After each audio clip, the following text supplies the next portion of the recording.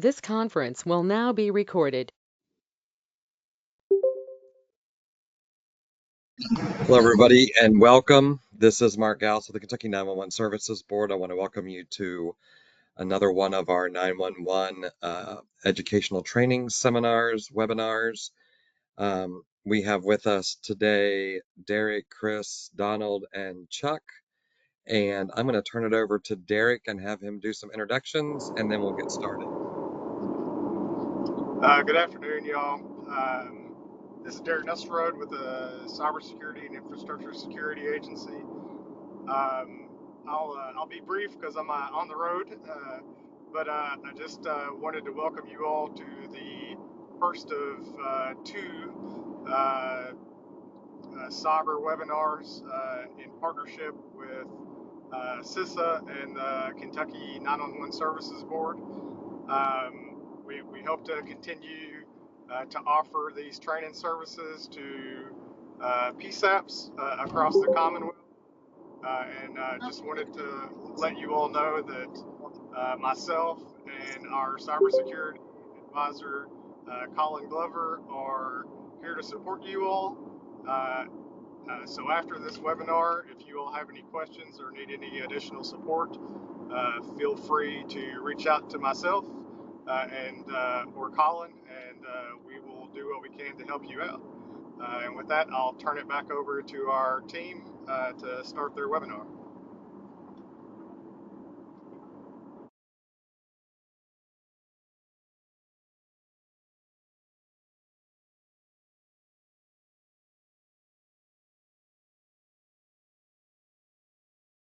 Good afternoon, everyone. This is Chuck Spalding, and Donald Clavier and myself will be providing this presentation to you today. So this is just a slide regarding if you're required to register your attendance, a reminder. And here are the ground rules. So we'll provide copies of the slides and a handout. And if you would like to ask a question, you can put that in the chat. And in today's world, when we mention PSAPs, we also include ECCs, or emergency communication centers. If you see a slide with a green background, it's a best practice recommendation. And so we put this together as an overview. This is not an in-depth technical presentation, but it's really geared towards center directors, managers, and staff to talk about the types of attacks and kind of best practices that we've seen occur across the country. And we're hoping that as we go through this, that this will be certainly of value. So here's some examples of recent attacks that happened. This was a ransomware attack in Oregon. And we've all heard these stories, either unfortunately, hopefully no one on the call has experienced this, but we've read about or heard of stories of other centers where the CAD's down hard and 911 still functioning, and you kind of struggle in the moment to assess what to do and how to respond. So what are the hackers' motives, right? It could be that they're targeting 911 to either maybe shut down 911 service to the public. Could be that a ransomware, you may be directly attacked or collateral damage because they came after the county or municipality that your center's associated with. Or it's just, it could be a target opportunity. And like I mentioned, or it could just be collateral damage. They're trying to take down a government agency or a sheriff's department, and you just happen to be part of that, right? So, but we'll get into all these different types of scenarios. And the impact of an attack, obviously, we've seen lots of DDoS attacks across the country. Sometimes they come in spurts where they just kind of go across the country redoing these. We've seen a lot of issues with CAD being down, which is very difficult, not only for the center, but for the first responder community. And that can also obviously delay first responders. We also seen attacks where they've gone in specifically to get to evidence such as body cameras footage, servers, etc. And then there's also the potential of financial loss if your organization opts to pay the ransom in order to get the decryption keys so that you can get your services back online. So we developed this really because we've seen so many attacks across the country. We've had lots of scenarios and information about these types of attacks. In my prior life, I was the director for Palm Beach County here in Florida, where I live. Center. We had 20 PSAPs and a next gen network, and we experienced lots of different types of attacks. So the idea was really to try and get the information out to centers about not only the impact and what happens, but also some of the actors and some of the tactics that they use to get in and direct operations. So with that, I'm going to turn it over to Donald. All right. Good afternoon, everyone. So PSAP cybersecurities, the amount of technology that over the past, X number of years has expanded in all PSAPs tremendously. Everything from the call handling, like it mentions here, the CAD systems, radios, the records management, and then other critical systems that, paging to fire stations or countless other systems. They're so technology driven now that a lot of PSAPs and entities that work in that area are struggling to continue to keep it up there, to keep it going and operational. So with Next Gen 911, it's different. It adds the new vector of attack to the traditional TDOS or telephone type attacks because it adds the automation in there. If your network's down, then it is down and you're going to have problems. So it provides just a bigger area for the attack to happen. And you just have to be more cognizant and more aware that when you're expanding, doing certain, adding certain things, that it automatically increases the risk. And just be more prepared, especially when it comes to your PSAPs and your centers. Right there hits the nail on the head. It's in the news every day.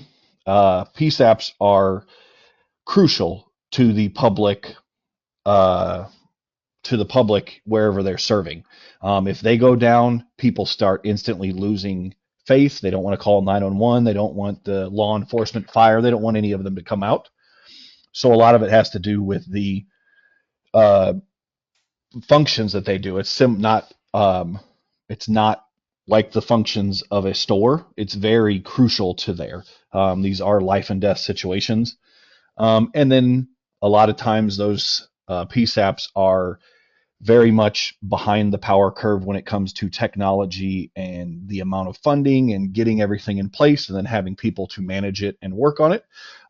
So they just go after those targets because typically a lot of times they are willing to just pay the ransom to get the data back because that's the most valuable target. They're looking at locking down the data because that's what makes the PSAPs operate.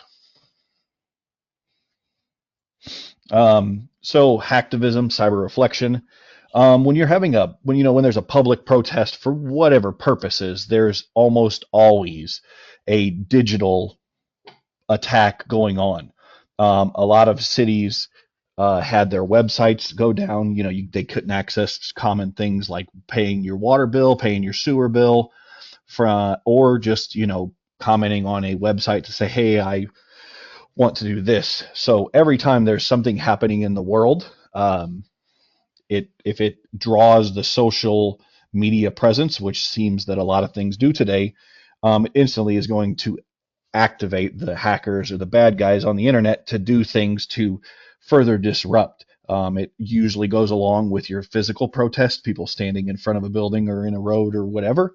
But it doesn't always have to have that. A lot of times they just happen in cyberspace. It's just happening digitally from bad actors or foreign enemies. So cyber attacks, just like I said, they're It's easy on social media nowadays to use disinformation as a driving point. You can go ahead and say, "Hey, I saw this," or "I know this," and quickly, with that being shared, how quickly it can be sent around, it instantly starts creating false information, and then now it's viewed as fact, which then leads to that third one, the loss of confidence. PSAPs, law enforcement, all of them rely on their ability to respond, assist the citizens that they support day in and day out. And if they don't trust them, then the citizens won't even call them, or they're going to say, "Oh, well, don't call them because of this." And then disruption. A lot of times the systems are just offline because of the disruption, the amount of attacks or the amount of data that they're trying to push towards those websites. Minneapolis, as you can see there in 2020, was the target of a cyber attack following the protests and along with the protests that were happening there. Ferguson's PD's website were attacked. Um, a lot of the information is a lot of times doxed out. What they do is they get personal information for high-ranking public officials or just officials that are in, supervisory or, you know, they owe the public to do the best job. They put them out there and they release their personal information, which creates a huge liability for anyone in that role. Baltimore, their government systems were compromised. One that's not mentioned here is in Atlanta when the recent one in Atlanta happened. They had all of the water and public safety, things that aren't public safety, but it's vital to the community. Paying your water bill, paying your sewer bill, paying your trash bill, all of those things were offline, and those create a lot of distrust and a lot of turmoil between PSAPs and the government as a whole and the public. So, how do you defend against these? We're going to talk about some of the ways to defend. When I say defend, it doesn't mean necessarily that you're going to stop all of them. It's just some of the best practices, some of the best things that are out there. The world of technology is ever changing, and it's a quick moving, fast target. So it's very hard to lock in and say this works. Being very versatile. Some of the basic things: antivirus software, practices that minimize your risk from your outside access to your information. Only share what you need to outside TDOS attacks, and then a plan that when something happens, how to react. The last thing you want to do when an attack happens is, oh, now we got to build this plan. It's hard to play and say, oh yeah, we're going to have this plan, we're going to do this, and then execute that, especially during it. So a lot of times that plan is something that's so old or so outdated that it just needs to be reviewed, updated, change names, change systems, whatever software platforms, just to make sure you have the plan in effect and the people who will be affected during that know how to communicate and then recover. All right, thanks, Donald. So now we're going to talk about different types of attacks, right? We're talking about TDOS, phishing, things like ransomware, and remote access to systems. So now we're going to talk about TDOS and admin phone lines. So we've all heard denial of service. That was one of the first phrases that was brought up regards to cyber attacks, where they would take, say, your government or your local municipality's website and just attack it. They would have so many other bots or computers try and access that resource, it would basically take it offline. And so TDOS really is the voice communication version of this, right? And here's the typical 911 center where we have our admin lines coming into our 911 server, so we can answer both of those on either 911 or admin on the same workstation. So we're going to talk about these attacks that have been coming in on the admin lines. So there was a group actually located in the Gaza Strip when this started back in 2019. It's been kind of an ongoing thing. And the FBI was working with this, and they used some of the intelligence communities to go out and identify the group. So there's a group that was working with a Palestinian telephone company, and they were just basically using voice over IP services to make calls, and they had a list of centers, and they would just call. Initially, they were just calling and hanging up, and calling multiple times to basically overwhelm the centers. And the question comes up sometimes: well, where do these people outside the U.S. get the phone numbers for all of the 911 centers? Well, you can go to a site. This is a screenshot from the Federal Communications, the FCC's website. You can basically just download an Excel spreadsheet, and it lists all. I think there's close to 6,000 911 centers in the U.S. It lists all of the centers, where they're located, et cetera. And so it's not too difficult to get the 10-digit phone number and use that.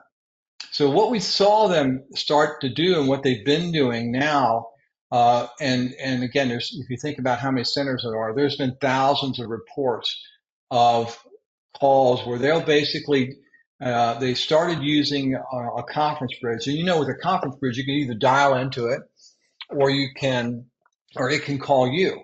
And so when they were loading in, they would select their targets. Usually, when they started doing this, they liked doing multi-state. So they would load these phone numbers in, and the conference bridge would out dial. And when the centers, when they answered the admin line, they found that they were on a conference bridge with centers, maybe in their area, but also with centers in other states. So it causes a lot of confusion, because obviously you think that these other centers must be calling you, right? But you can see from the architecture here, it's just an out dial, and the hackers don't say anything; they just keep calling. And the concern with these types of attacks is it's really up to the hacker to determine how long he wants to harass you. There's been reports of these only lasting, say, 10 minutes, and other reports where they've lasted for hours, right? They're just continuously dialing in, and it's incredibly disruptive. And if staff are not aware of what might be going on, it's easy to get frustrated, or maybe angry at the other centers. And when these started, some of the carriers had no clue what was going on, and there were reports going out, recommendations: reboot your 911 server, do this. But obviously, that wouldn't in any way prevent this, right? So one of the things that we have is concern about is the idea of putting in a voice firewall, right? Well, now we are very familiar with the concept of using a firewall in the data networks, right? Your IT department has firewalls, probably in multiple locations for all your data systems. But actually, these voice firewalls are very mature products, and they've been used for a long time by commercial industry. Probably every military base in the U.S. has one of these, but certainly hospitals, banking organizations, call centers, they normally have these devices in place, so that it will basically have a sensor on it you can set that says, if I get let's say more than 10 calls from the same number in, let's say, 2 minutes, I can block that and then get an alert, or you can set it to whatever threshold you determine would be appropriate. But back in August of 22, the FBI actually sent this out. It was supposed to be pushed out by the fusion centers to every 911 center, and they made a recommendation that voice firewalls should be installed on the admin lines of PSAPs. The other thing about these products are they stop all the robocalls.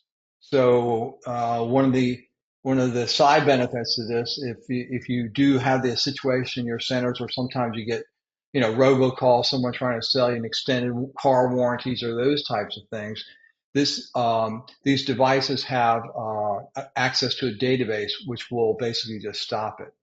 And so the configuration of that would be something like this. You could either a lot of centers simply put this device in front of their local 911 server, in front of their, plug their admin lines in, and again, it'll stop all the robocalls. And then you set your threshold, so in the event you do get a TDOS attack, it could basically block those calls from even coming in. And other locations have determined that from a political perspective, it was easier to actually have this protect the whole phone system, or say the whole municipality or the county phone system, and they would install it there. But basically, putting a device like this will go a long way towards helping you be in a position to stop these types of calls. Now, the other thing about, I'll just briefly touch on this. There are options to put in systems that will actually identify fake calls or calls that are spoofed. So that's typically how SWAT calls get in. So this would be now we're getting into the worst case scenario where they're attacking 911 lines. And again, there's been thousands of reports across the country about 911 attacks. When this first started, and the FBI believes it's absolutely the same individuals because of what they were doing, they started hacking into PBX's phone systems. They specifically, particularly, I should say, liked breaking into hospitals. So they would break in, and I experienced this multiple times when I was a director for the county.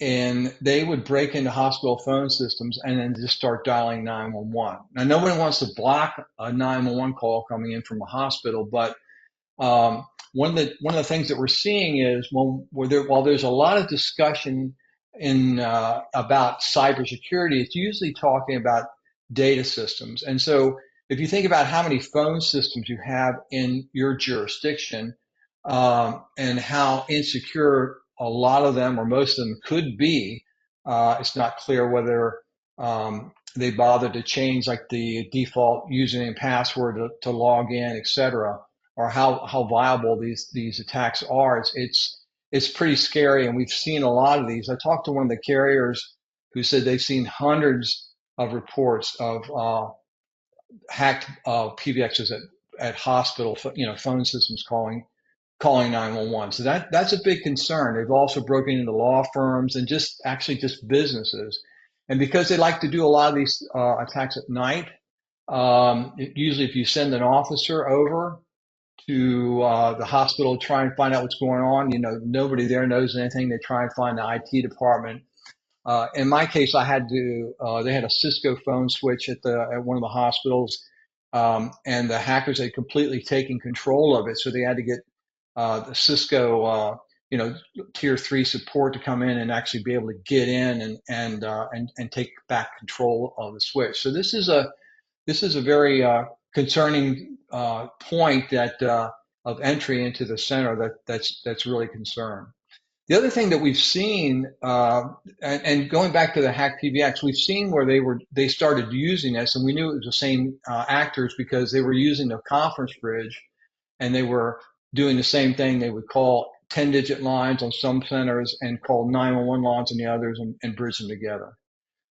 The other thing we've seen where it says legacy telco 911 switch, it's really talking about the selective router. So if you're still on, using a legacy selective router or standard 911 for your systems, those 911 trunks or lines that come into your center, even though they're not publicly listed, because they're part of the telephone network, they actually have 10-digit phone numbers associated with them.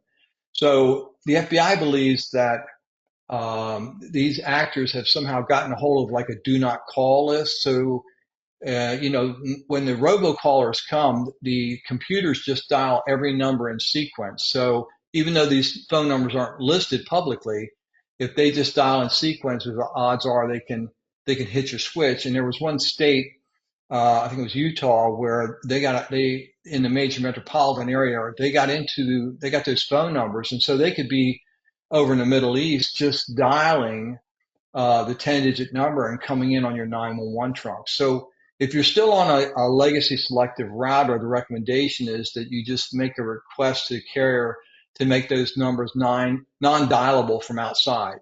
And it's a simple software change, configuration change in the switch, but it could really help you, prevent someone from accessing those lines and coming in and just basically overrunning your 911 network. Now, the most concerning one is in the top right where it says VoIP address spoofing.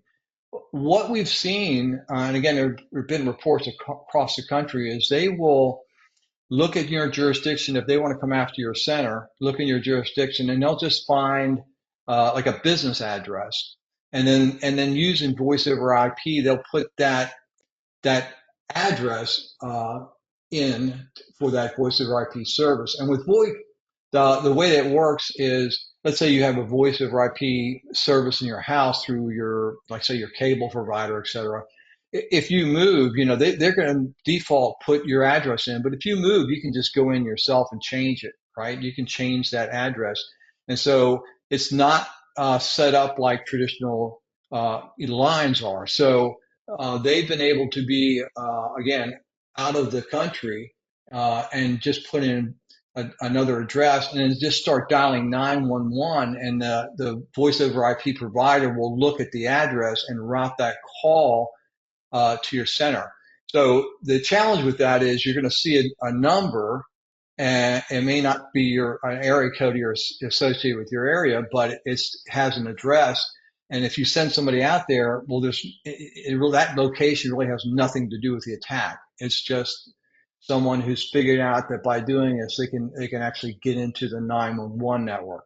And now the good thing is, obviously, we know that most centers have their 911 lines configured, so most of it's set up for, if you're on a traditional 911 system, most of your calls are set for wireless, your lines to handle wireless, and then landline and VoIP. But it's still, they can really cause havoc inside a center using this configuration. So during a TDOS attack, what can you do? If you called your provider, they're probably not going to want to block any of those calls, right?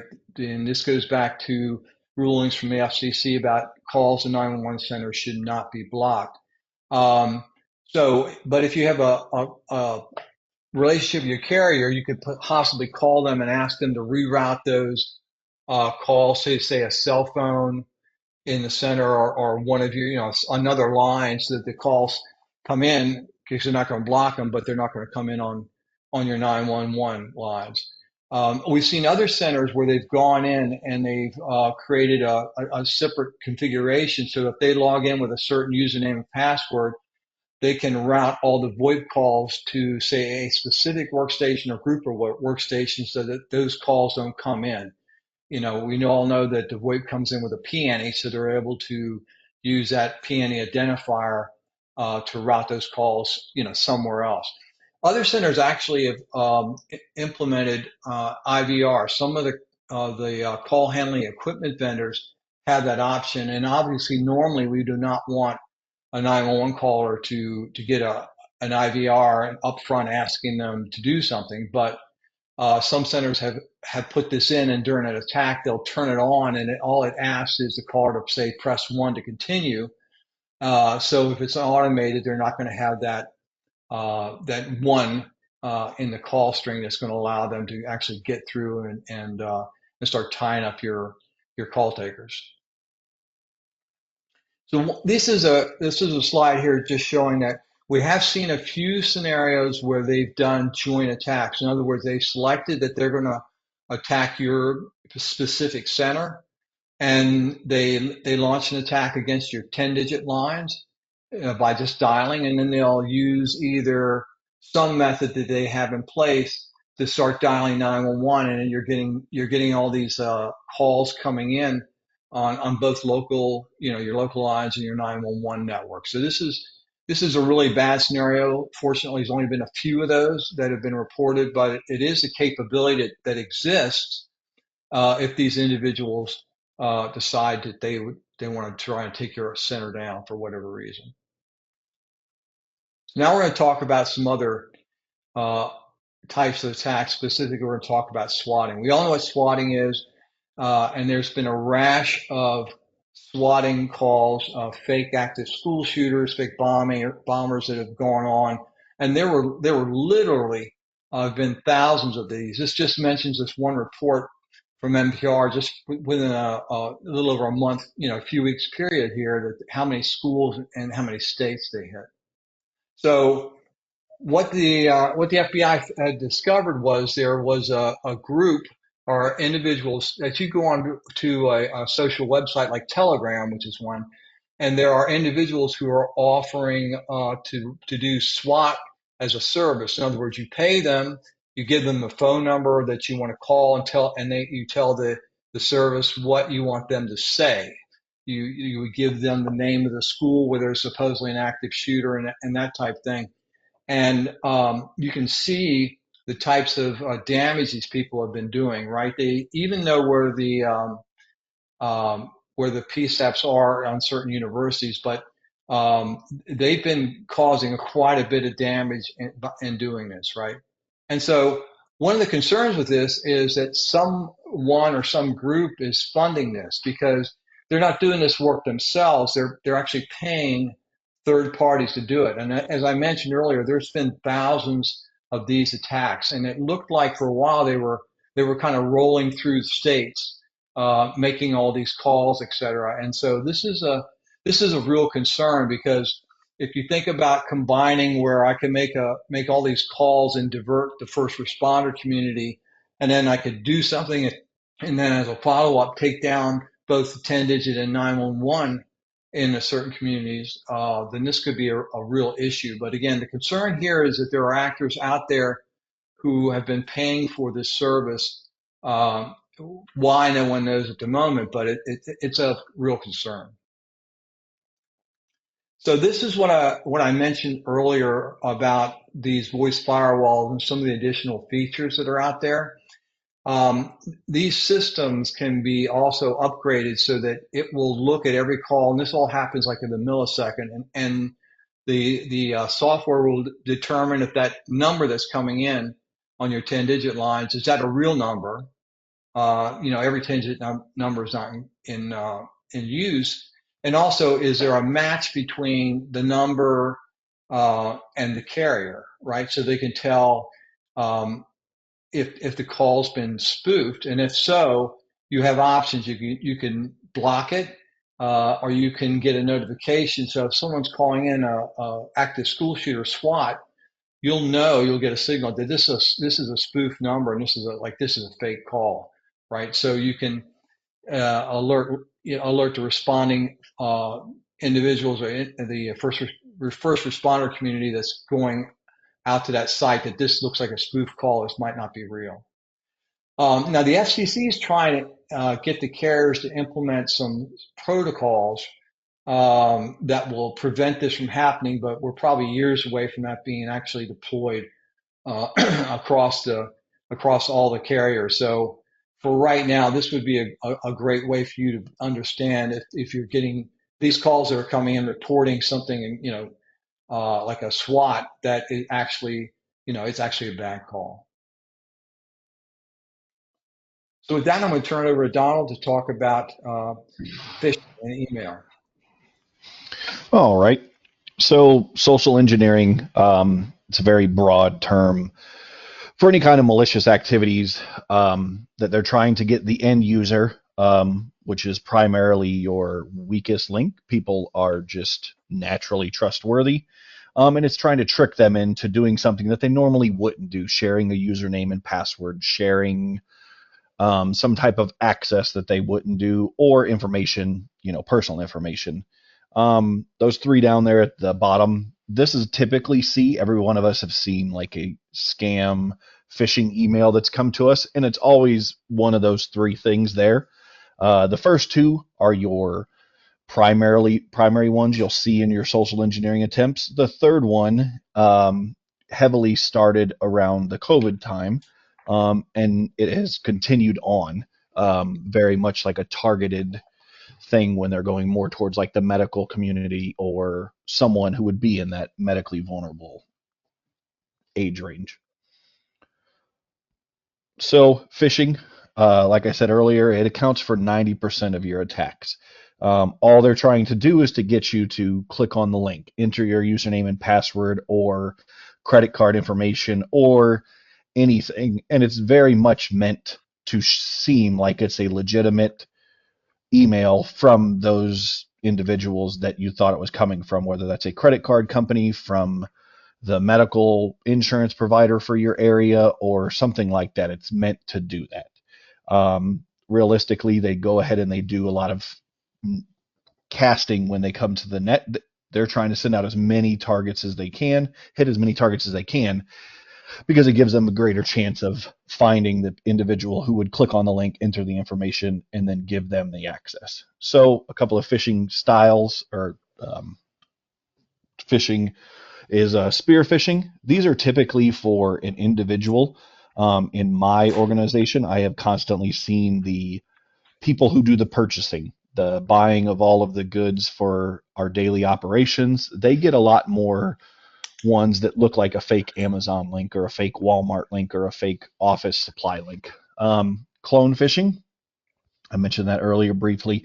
It's meant to look like it's coming from someone or a group of people who would have normally send an email out. Hey, it's the annual enrollment time for medical insurance. And there are notices, there are differences in those emails, and then whaling. Everyone knows that the high value targets, the higher up that a person is typically in an organization, the more access they have. Now, whether they use that access or not, that's neither here nor there.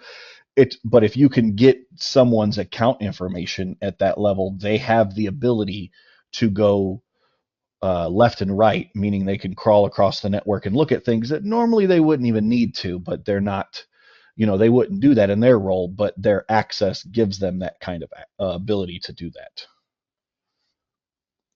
So seasonal events, with tax season just ending and then summer coming up, a lot of times you'll see where they're trying to send out, hey, click on this link for a 50% off coupon. You get there and it wants you to use your username and password.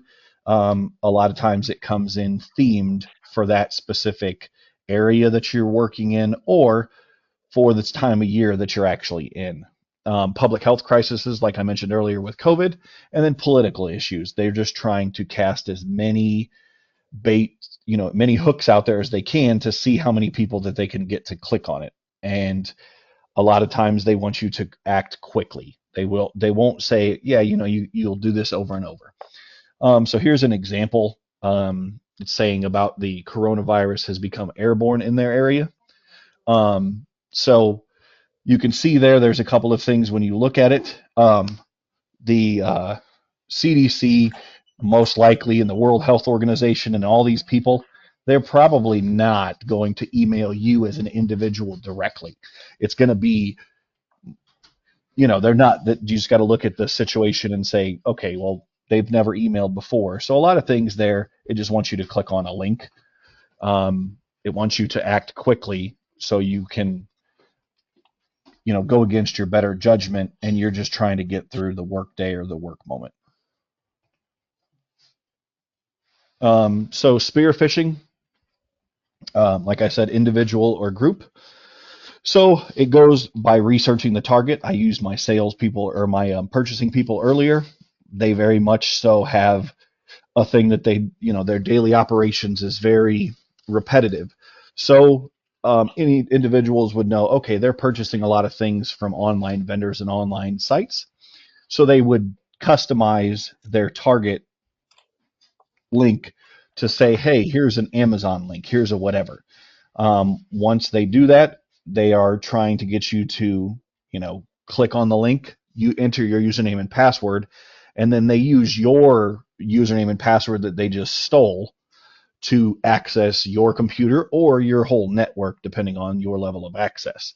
It works. This is one of the ones that works very well, simply because it's very targeted. The message is more curtailed to you.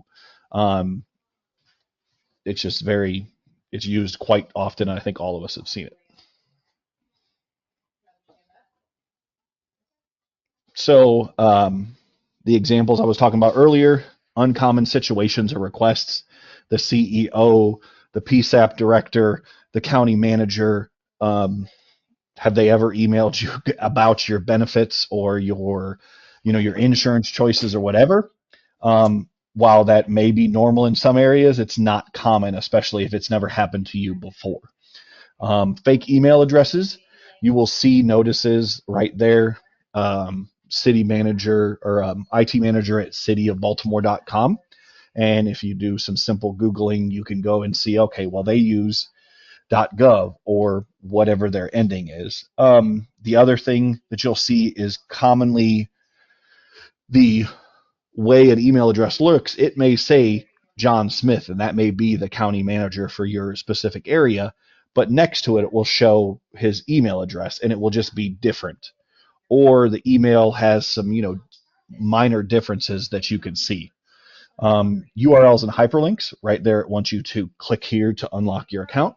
One thing that I always recommend you do, and I think is good practice for everyone, is just to hover over the link before you click on it.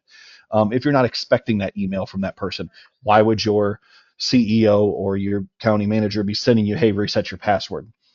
If that is a legitimate person, give them a call, say, hey, I got this from you. Is this legitimate? And then hover over the link. It will typically show you where it's going to go, and you'll be able to see the website and see where it goes. Urgent messages, they say you must do this now. Click here to reset your account. Goes back to that timeline thing. This one has happened in my work environment here. That last one, the illegal activities. We got emails from somebody at Gmail or whatever, and said they had saw all of the websites that we had quote unquote been going to with a generic account that we had, and obviously that's not the truth. So they want you to click on that once again. And then unclaimed prizes, saying, hey, you won an Amazon gift card, you won the drawing. While some of them could be legitimate, most of the time it's just wanting you to click, put your username and password. That's their goal, is to get your information to then crawl across your system laterally. So, phishing example, I brought this up earlier about the taxes. The IRS, typically doesn't email people. They typically are going to send something snail mail. Or if there was something coming from the IRS via email, let's say that was your preferred method of talking to them previously, it would be in the, you would see something on the news. Just check kind of some of the things, and right there it says, here, you got to click this link ASAP. And it wants you to go there, basically, because, honestly, all of those icons in there, the IRS, the symbols, all that stuff, you can easily get those if you've ever received an email from the IRS and set up yours the same way. So it's very, not confusing, it's very easily confused as legitimate when it's not. So, like I've mentioned over and over, all of your phishing attacks, not all of them, most of them are going to be getting your credentials. It's going to have a legitimate screen saying, hey, go to this website. Once you click on the link, and it wants you to enter your username and password. In today's day and age, all of us use Office or Microsoft 365 or some variation. And all of us know when you click on a link for a Teams meeting, or you click on a link to view a document online that's at a legitimate location, it asks you to sign in. So what they're doing is they're using that as leverage. It looks legitimate, and then you enter your user credentials, and then it will route you to the correct site, and you're like, why am I here? I was supposed to be looking at a fill-in-the-blank document or whatever. So it brings you there. Now they have your information, and they're going to use that to their advantage. Attachments. Typically, when someone sends an attachment in today's world, there are built-in email filters and functions that are there in place, but they're not to be relied on. Inside of an email that's a PDF or a Word document or an Excel, you can have ancillary processes. As soon as I open the Word document, it automatically starts infecting these files or doing ancillary activities, follow-on activities as soon as it's open. The attachment, once again, going back to something that's unlikely. If you're getting an invoice for something and it's coming from, say, Chuck, and Chuck's only ever sent you cybersecurity stuff, well, why on earth is Chuck sending me an invoice? Why on earth is Chuck doing this? Those kind of things. The attachment is where they're trying to get you to do that's their phishing. That's his main attack at that point. Best practices, a cybersecurity user awareness and training program.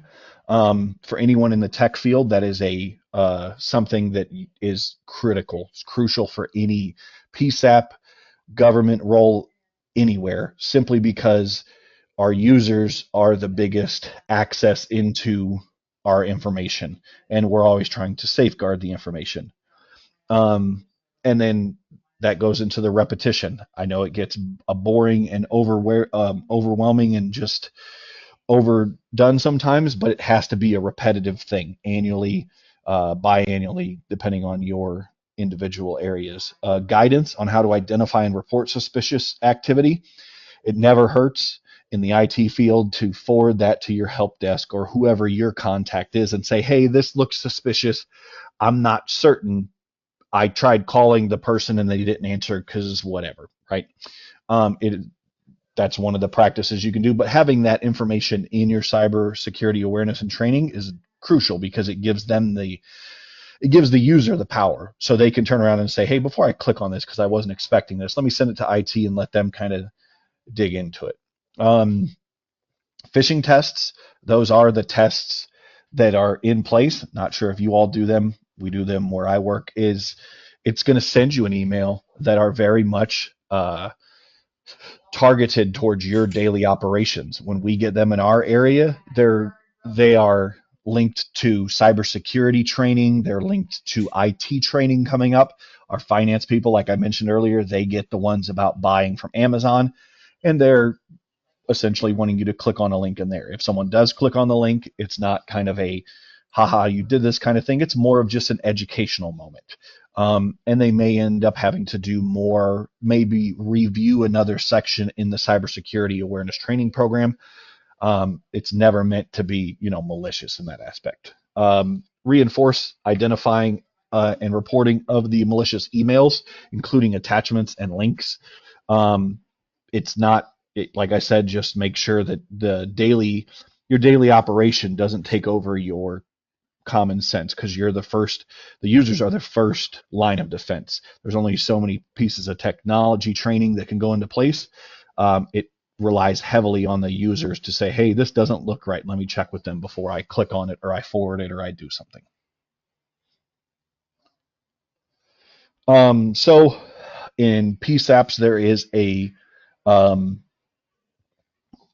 there's a very different ideology of how to access, allowing people from their stations to have outside internet access.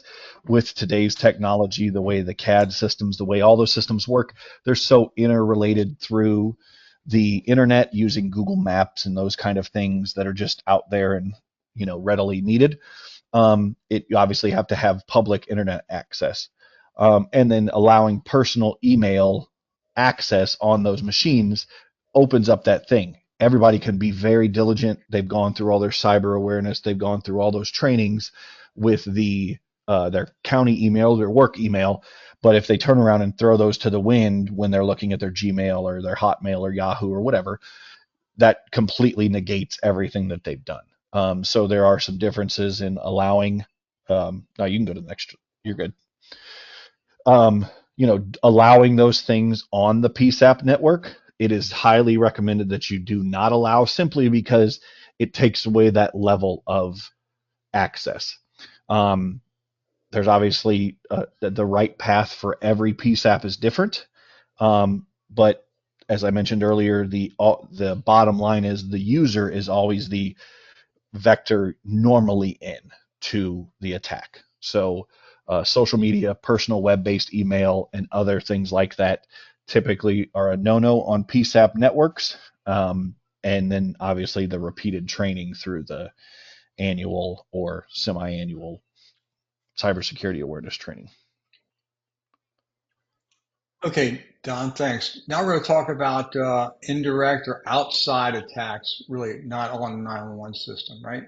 So ransomware we're all familiar with, where they're going to demand money for encrypting your files. And this is especially devastating in the centers when I had it 3 times. 3 of our centers had ransomware attacks on CAD, and to speak to a dispatcher who's in the middle of dispatching an emergency and have all of a sudden the CAD stop and then watch all their files start being encrypted. It's a pretty devastating emotional event for staff, and it's incredibly effective, right? So here's an example of ransomware attack, Dallas County, and how this went and took down not only the 911 center was collateral damage in here, but it basically took down everything in the county, right? So and typically what happens is when these individuals gain access, like Donald mentioned, they will take their time. They could be in your system for months, basically trying to get to every single database, every single system that they can get to, and then they launch the attack and start decrypting the files. And they've over the years they've become really really good at being very diligent to make sure that they can take everything down to be most effective and really get your attention in the hopes that you're going to pay the ransom. So how do they get in? We talked about um, phishing attacks, browser attacks, insider attacks. These are different ways that they can get in, right? But a lot of it really is all about, as Don mentioned, uh, being, kind of getting you to click on something or someone in the organization to click on something. And this is what I mentioned earlier. Once they're in, they really try to propagate the attack. So when they launch it, everything goes down, and unfortunately, including systems in your center. So we have two networks, right? We have the inbound voice network, text network, and then we have dispatch. So now we're going to talk about what ransomware looks like. So this is an example of how this works. Here we have the ECC up in the right, and PSAP, get your 911 coming in.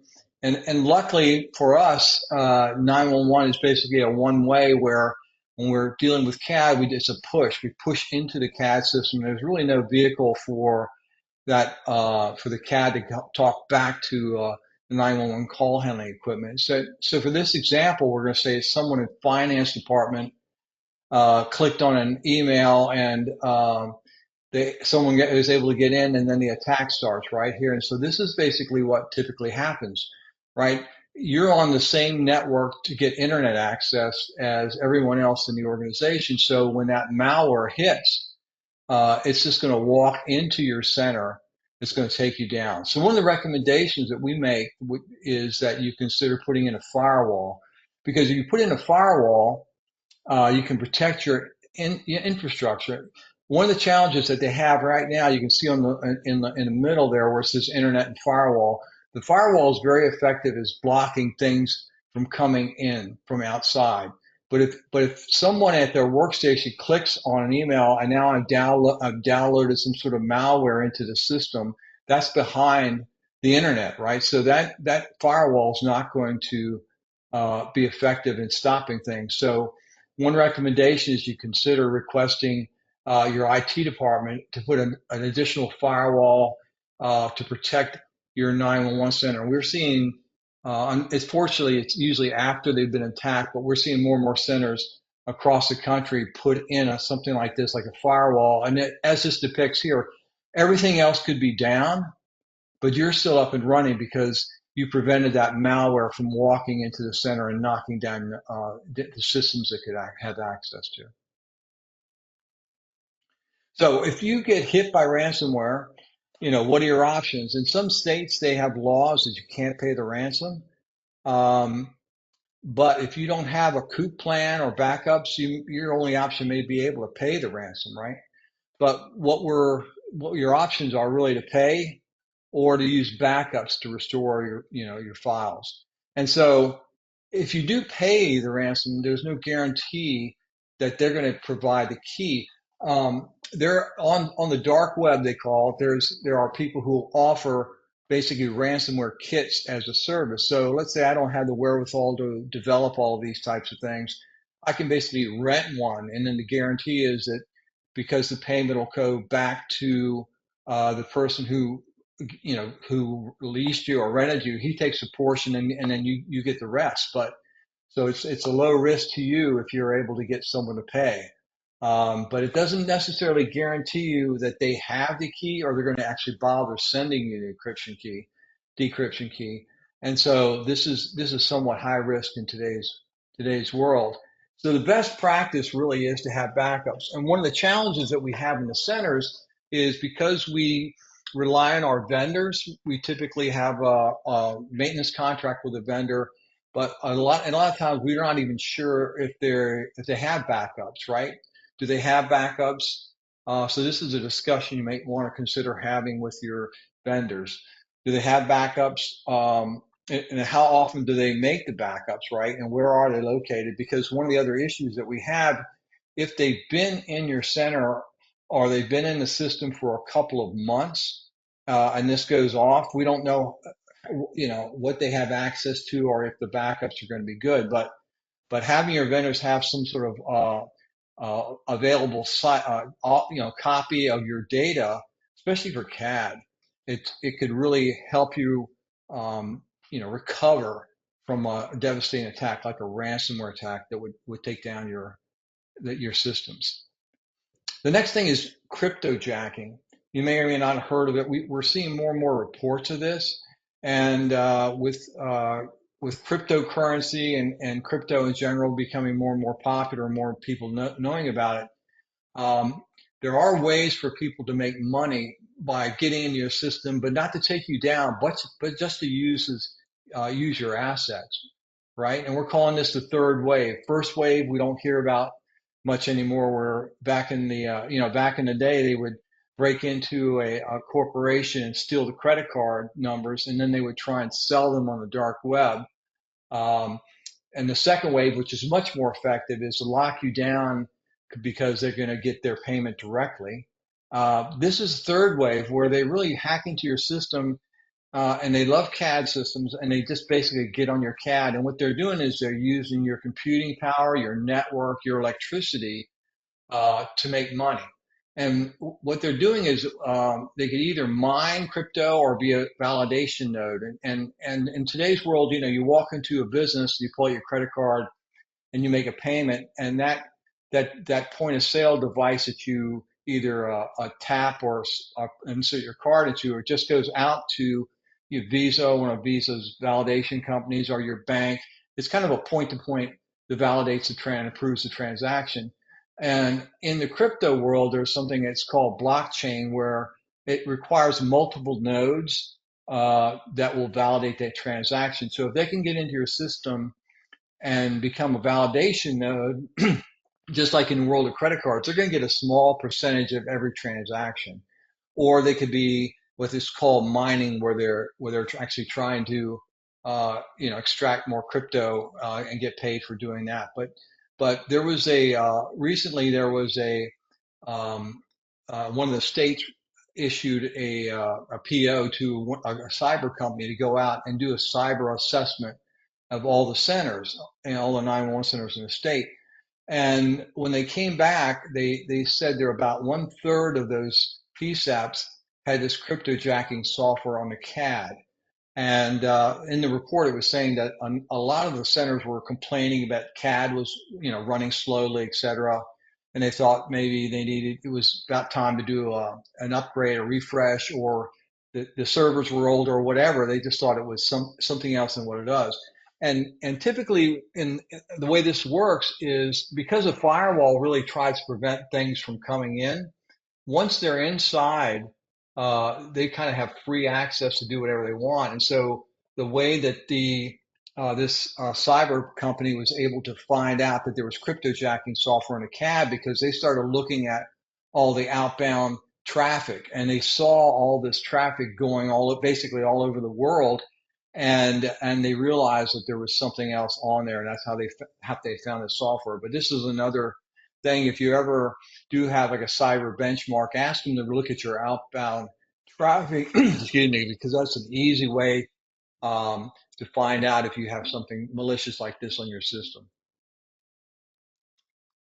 Another best practice that we recommend is disabling the USB ports.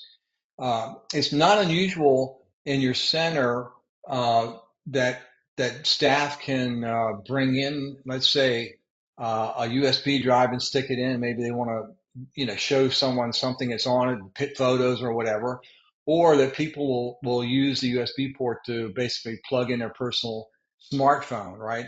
And you don't know what's on the smartphone. So there's been reports of this being the way that bad software got in, and attackers do all sorts of things.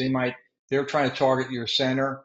They might even just like drop a USB port out, in a parking lot or something like that. But anyway, plugging something like that in could be really a bad thing to do, right? So best practices, we talked about phishing best practices, reporting activities, but it's really good to lock down your admin, the USB ports with and that way the only person who can get in is someone with an admin password, right? Hey, Donald, I'm going to turn it over to you. All right. So, remote access and vendors, those are two key components to supporting from an IT perspective. That is key for supporting. You have to have that level of remote. Very rarely will you have a vendor or the support that can just go on site to fix things. So enabling it obviously opens up that vector of attack, allowing people to come into your network under normally what you would consider is a positive reason, and it has to have it open. So there's websites out there on the dark web that show open ports. Every piece of technology, equipment on a computer, programs, soft or hardware, it uses certain ports to communicate across the internet or across the network that it utilizes. And those ports have to be open for it to use, to be used. Same thing applies to remote access. So that being open and on those sites, they say, hey, all of these ports are available on this IP. While those may mean nothing to you or someone else who has no malintentions, to someone with malintentions, it means a lot. That means how they can get into the computer.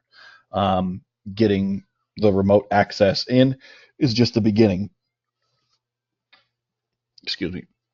So, working with our vendors in most instances, they provide a lot of the support that is needed to the daily operations of our PSAPs and other, public safety first responders. They provide that support, but they may not have the same methods as your security plan. So when you're working with your vendors, you need to have your plan for your cybersecurity and cyber hygiene developed and take into consideration that they may not stride to perform and have things at the same level that you want it to be. That is something that you would have a conversation with the vendor and say that. Vendors have been known to be a point for ransomware, malware, all of those kind of things, attacks on PSAPs, simply because some vendors may not have the ability to give their company computers. So then a person's using their own personal computer. So that's the same kind of concept. Talking about on my earlier slide, I talked about your personal email and your social media. It's the same thing. So communication with your vendor is critical, but you have to allow that support. So can technicians remote in to your system from their home computer?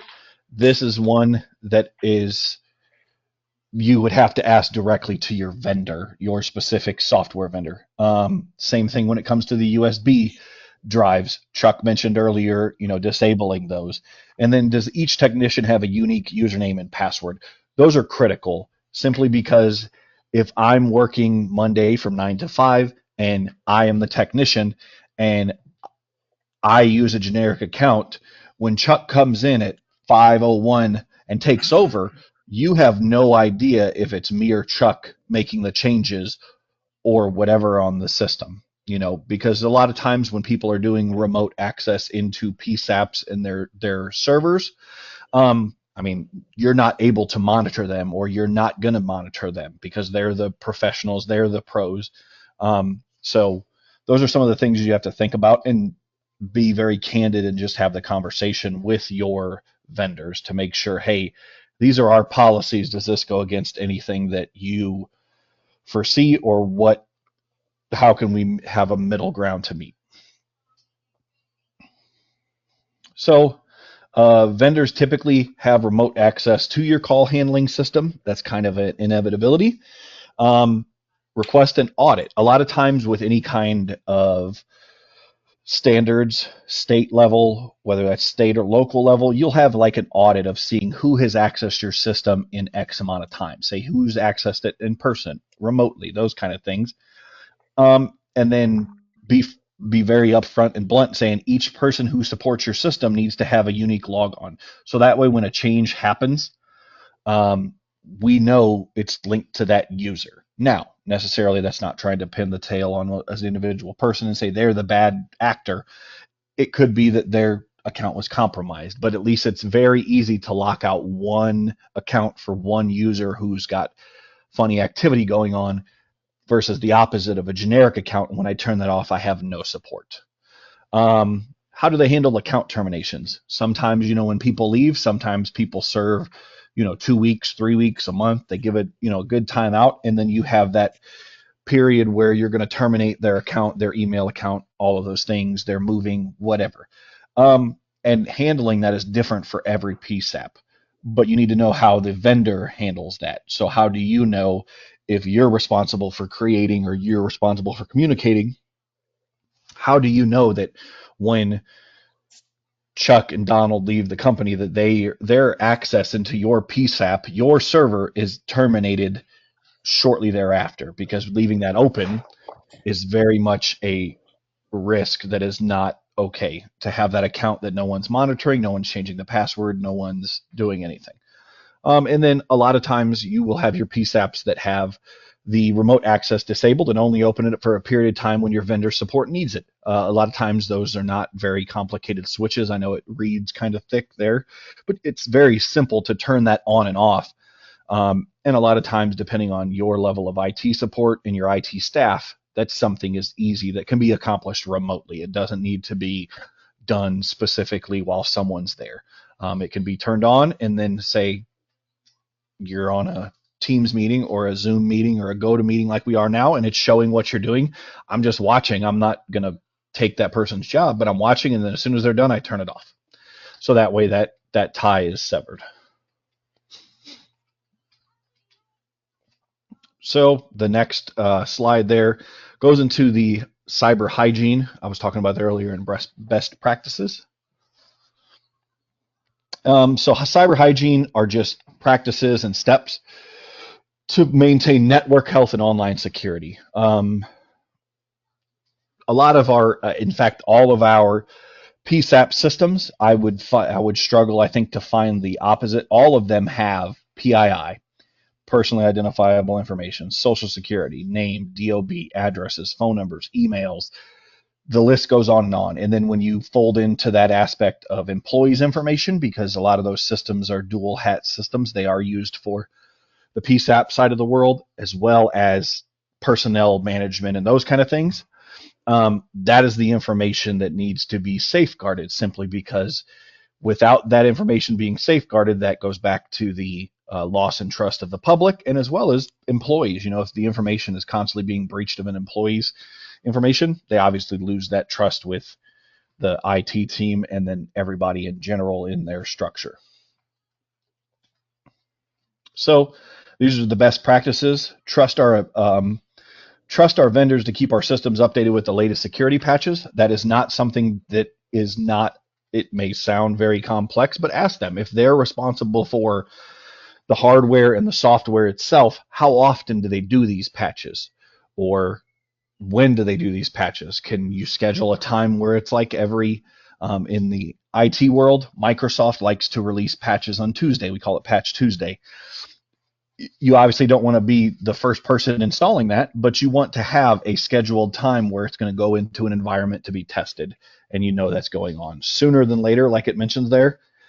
Software updates, general software that you're using on your computer, from Microsoft Office products, all the way through GoToMeeting any of the things above the browsers that you use, Chrome, Firefox, whatever it is, because the reason you need to keep it up to date is there are vulnerabilities that have been found out in the wild or that have been seen in specific environments that could be out there. And then sometimes it adds new functionality, new buttons work, there's new buttons added, there's new things, or it just fixes functionality that was broken before. Bug fixes, that's one of the most common things in the phone world. A lot of people tend to kind of downplay Apple and say, they do a lot of patching and they do a lot of updates. I tend to say is, hey, if they're doing updates, then that means they're trying to protect the end user. They're trying to support the end person. So I think the same concept when it comes to software. While that downtime may be minimal when you're doing the patch, it's definitely a lot better than the alternative where they didn't do the patch and now there's a security vulnerability and there's a lot more downtime. So individual logons for all users. Don't have a single username and passwords. I mentioned that earlier with the vendors having a generic account that they log into or use. It provides no auditing capability, and it provides no security. A lot of times those passwords are very stagnant. They don't change. They are constantly there. There's instances where you can probably think of a generic account that was created by someone. They have long since left your organization, and it's still the same. Changing those passwords is crucial, even for the times where you have a generic logon that does a specific task. While it is problematic and it's cumbersome a lot of times, it's not recommended to have that logon for any kind of purpose at all. Individual logons, usually linked to your username and password or your username, are crucial to make sure what's going on and you can isolate the problem. So passwords, this is one of them that a lot of people don't really like. Use complex passwords that contains upper, lowercase numbers and symbols. I think all of us are very familiar with that. Regularly change passwords and never post them where they are visible. A lot of phones have the ability to have a password keeper. There are plenty of apps out of there. And then they are very useful. Some of them have password creators. Don't ever share your password. And this is the one that a lot of people have problems with, is using the same password across logons or accounts. We all have a lot of username and passwords that we have to remember: bank, work, CAD, whatever it is. And having all of them be the same creates a very vulnerable target, simply because if I have one of your accounts, I can simply guess that the account name and where it is, and I can replicate across and crawl across your network or wherever. So best practices, MFA. Everybody in here has experienced MFA. If you have a Google account, they mandate that you have some kind of MFA, texting your phone, those kind of things. There are also MFA options that it can be deployed in multiple layers. Just because you have your password, that's one layer of the security. Having MFA where it texts the phone number is another. Having a physical token or a physical device that you use that has a PIN code or has a specific certificate that's unique to you. Those are multiple layers or multiple examples of MFA. And slow integration of the MFA is best, not to just, Monday morning we're turning it on and too bad. That's not the best way to do that, especially in the PSAP world. It's very much in the testing realm. You got to test that and slow roll into it.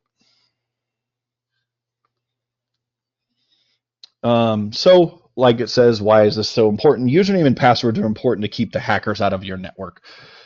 90%, going back to the phishing email earlier, clicking on an infected item, link, email. And then people really get they get tunnel focused when they're working. Everybody thinks that they're flying through work. They're doing, A, B, C, D. They're hitting all their goals and their objectives and their things for the day. But mission creep starts to happen. You start to not pay attention to things. You get an email from Amazon and Amazon is misspelled, but you don't check it, you don't catch it, and you're like, wait a minute, I don't even. And when you really sit back, you click on the link, you're like, I don't even use my work email to do anything with Amazon. Why did I click on this? Because you're thinking of personal things. It's the person is That's perfectly fine. It's common. So slow is typically the best thing that we can recommend when it comes to those kind of things. The speed when it comes to recognizing a potential attack or a potential kind of thing, while time is of the essence, clicking on the link as quick as possible to determine that it was attack is not there. Just take it slow and make sure you're doing your proper procedures that are outlined in your plan, and it should provide you with what you need.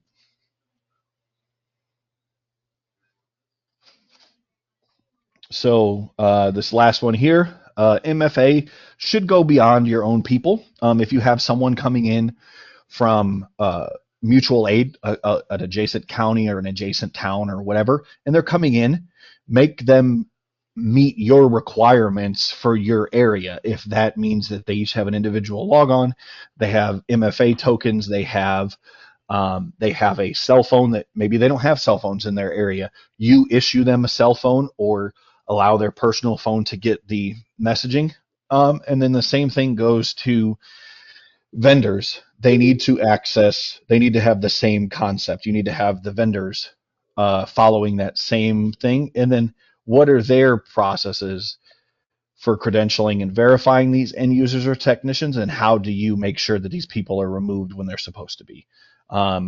Keeping everybody in that same path and not deviating just because it takes longer to create an account is crucial, as opposed to, oh, well, it'll be faster if I just let them have a username and password.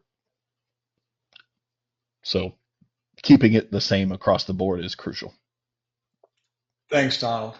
Now we're going to talk about responding to and reporting cyber incidents.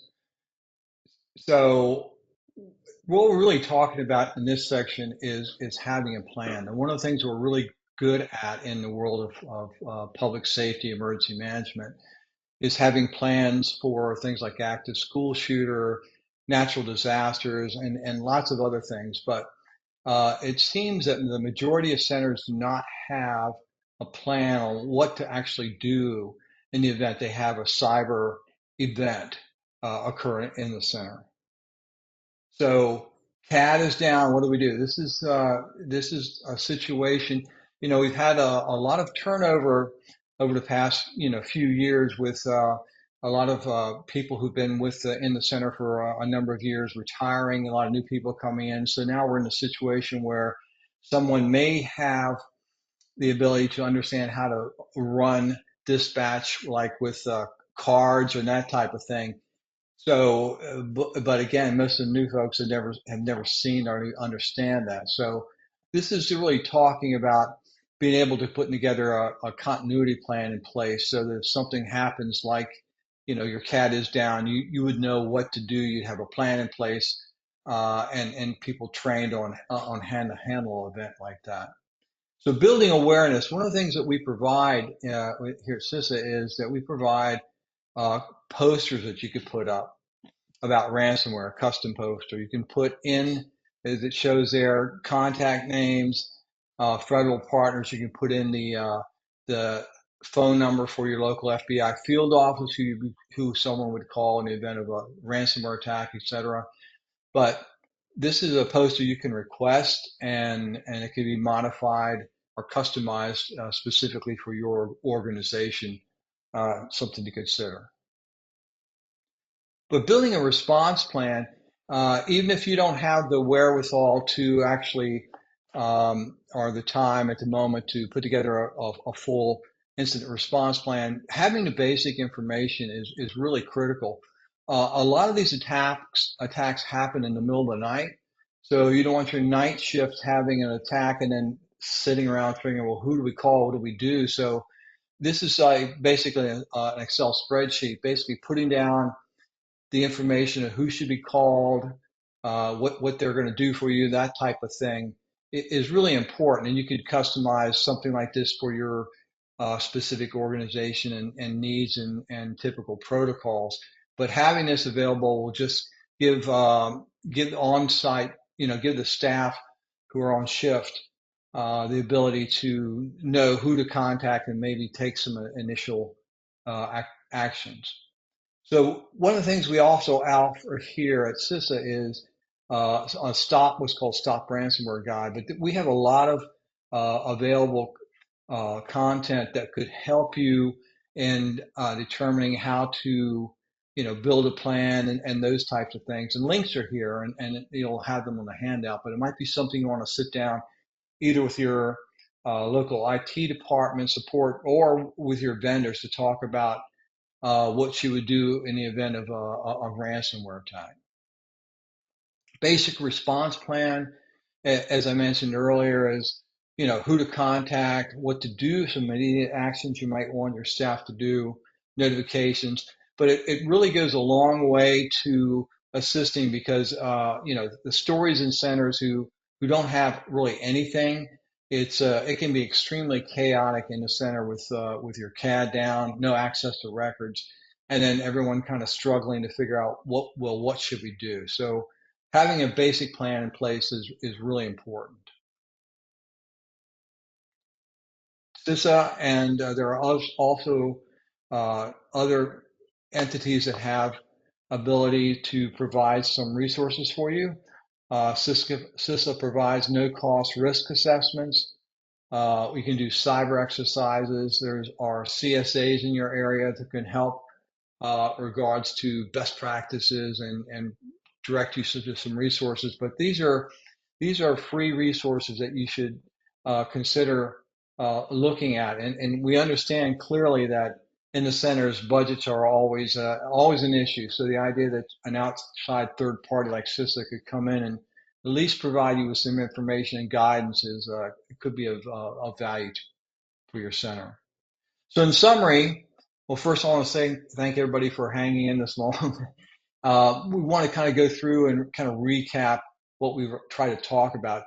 The idea that attack is inevitable and TDOS is a real threat. Most of the time, we've seen a lot of TDOS attacks where it only lasts 10, 20 minutes, but it can really affect operations. And we've seen these attacks where they prevented someone who really needed help from getting in just because the lines were overloaded. Ransomware can cause weeks of downtime.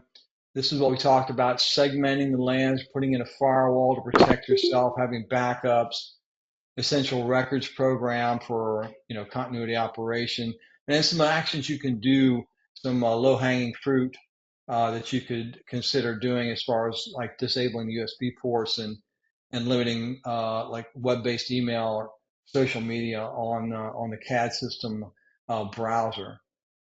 And then vendors, again, this is a big issue because we just simply typically trust the vendors that they're going to take care of us. But there are multiple issues with just not engaging them and asking these basic questions. And again, as Donald went through, phishing really is the biggest threat because probably over 90% of the attacks start with someone clicking on an email and then downloading some malware that enables these individuals to get in, or by clicking on an email and then providing your login credentials, which allows them to basically just come in. So individual logins, we've talked about best practices, software updates. Again, that's our vendors, right? We don't know if they're going to do it. And one of the challenges we see with vendors is they may get a notification from Microsoft that there's a critical update that needs to be done on the server software, but then they have to put it on the schedule. They're going to probably have to dispatch a text to your site and do the update. But that, in some cases, we hear it might take 6 months to do that, which is not good. So having a conversation with them is always a good thing. And then having a cyber incident response plan is really important, even if it's a basic plan, but having some idea of what you would do in the event you were hit is really important, and having these documents available and making sure that they're not online, because we've seen reports where people have actually built an incident response plan, but it was on the server. They didn't have a printed version available. So those types of things are really important to keep, help you to respond and survive one of these types of attacks. So we really want to thank everyone for taking the time and out of your day. We know, especially people involved in the centers, time is a critical commodity. So thank you for being part of this, and we really hope that this was provided some value with you as far as not only seeing the attacks, seeing who some of the actors are, and what some of the potential impact could be to your center. So with that, we're going to just ask if there's any questions that we can answer.